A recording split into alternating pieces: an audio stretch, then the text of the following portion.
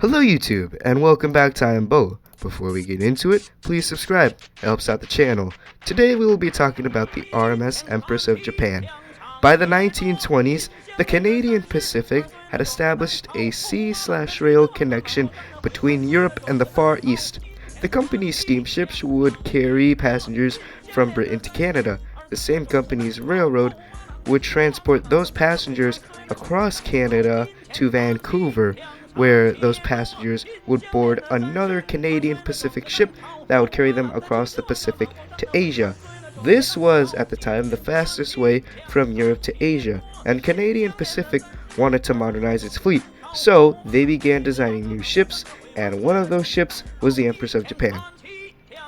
Empress of Japan had a gross registered tonnage of 26,300, length of 673 feet, and beam of 84 feet.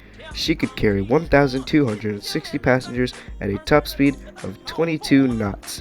Her keel was laid down in 1928 at the Fairfield Shipbuilding Yard. She was then launched in December 17, 1929, being completed in 1930. And now it's time for interior montage.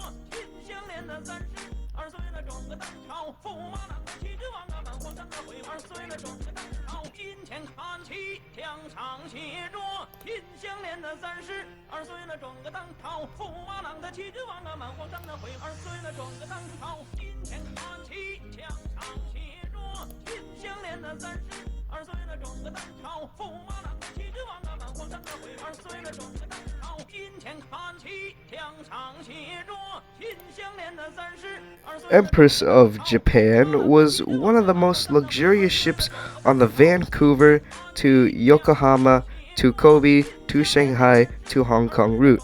However, it was now time for World War II.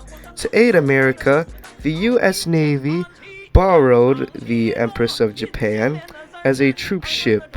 Throughout World War II, Empress of Japan would transport American troops to Japan.